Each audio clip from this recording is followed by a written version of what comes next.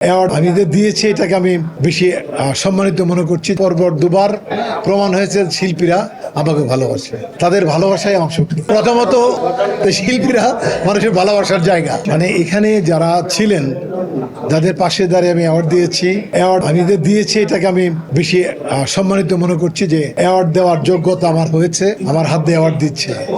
আর যেটা পেয়েছি সেটা আমি সম্মানিত হয়েছে এবং অ্যাওয়ার্ড পেয়েছি অনেক, তাও মনে হয় যে আরেকটা পাই।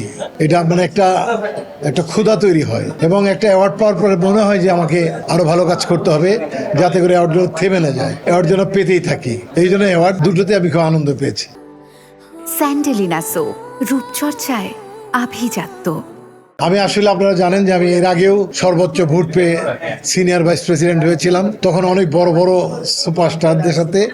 এবারও তাই বড় বড় সুপারস্টারদের সাথে আমি নির্বাচন করে আমি সর্বোচ্চ ভোট পেয়েছি। এটা আসলে এটা ফিলিংস বলার মতো না। আমার মনে হয় আমি কিভাবে হইলাম এত বড় বড় স্টারদের সাথে কম্পিটিশন করে, আমার মতো একদম ছোট্ট জায়গার মানুষ আমি কি করে বললাম। আমার তো আসলে অত কোনো যোগ্যতা নেই, তবে এটা সত্য পরপর দুবার প্রমাণ হয়েছে শিল্পীরা আমাকে ভালোবাসে, তাদের ভালোবাসায় আমার শক্তি। শিল্পীদের নিয়ে কাজ করব, চলচ্চিত্র নিয়ে কাজ করব।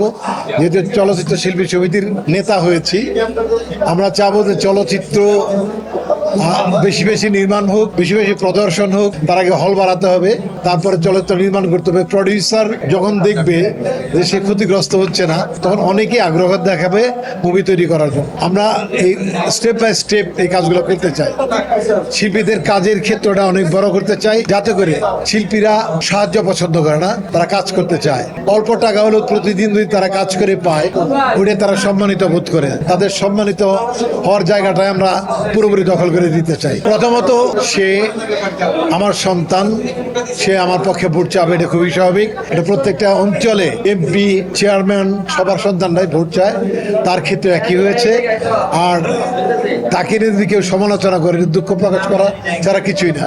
এত বড় একটা বাচ্চা মানুষ যে নাকি মানে তার জীবন একটা শব্দ করে কথা বলে না, সবার সাথে আপনাদের সবার সাথে তার ভালো সম্পর্ক, সবাই তাকে মা ডাকেন, এটাই বিজয়। তারপর আমি মনে করি যে আমাদের হযরত মুহাম্মদ সাল্লাল্লাহু আলাইহি সাল্লাম আমাদের শেষ নবী, উনি ধর্ম প্রচার করেছেন, প্রতিপক্ষ তাকে মারধর করেছে, অপমান করেছে, তাও তিনি থেমে থাকেন নাই। আমি আমার সন্তানকে বলবো, তুমি ভালো কাজ চালিয়ে যাও, কখনো থামবে না। শিল্পীরা সবার দৃষ্টির সামনেই থাকে, যার ফলে আলোচনা থামবে না। শিল্পীরা সবসময়, শিল্পীদের বকলেও ওই বকাটায় মানুষ পড়ে। তো শিল্পীরা মানুষের ভালোবাসার জায়গা। এই ভিউজ কিন্তু শিল্পীরাই হয়। আপনারা যে কন্টেন্ট তৈরি করেন শিল্পীদের নিয়ে করেন। যে মানুষটি শিল্পী না, তার কোনো ভিউজ নাই বিধায় আপনারা করেন না। অনেক সময় আপনারা দুঃখজনক কিছু কন্টেন্টের নাম দিয়ে ফেলেন একটু ভিউজের জন্য, সেটা আপনারা সতর্ক থাকলেই এটা কমে আসবে। কারণ কাউকে খাটো করে কখনো আপনি বড় হতে পারবেন না। এটা একটা কাউকে আঘাত করলে আল্লাহ নারাজ হয়। আমি চাবো না, আমি চাই যে আসলে পজিটিভ দিয়েই আপনারা উঠে প্রত্যেকটা ভিউজ বাড়ুক। আমি গভর্নমেন্টের একজন ক্লাস 1 অফিসার, আমি এখনো আমার ডিপার্টমেন্টের সাথে জড়িয়ে আছি। আমি আমার সংগঠন আছে বাংলাদেশ পুলিশ অ্যাসোসিয়েশন, তাদের নিয়ে কাজ করছি। এবং আমি মনে করি যে পুলিশ এবং শিল্পী তারকারা দুজনেই মানুষের, কেউ মনোরঞ্জনের জন্য কাজ করে, কেউ নিরাপত্তার জন্য কাজ করে, দুইটাই মানুষের জন্য। এটা ওনার মতো একদম অত বড় একটা স্টার এরকম ইগনোর হওয়াটা ওনাকে কষ্ট দিয়েছে।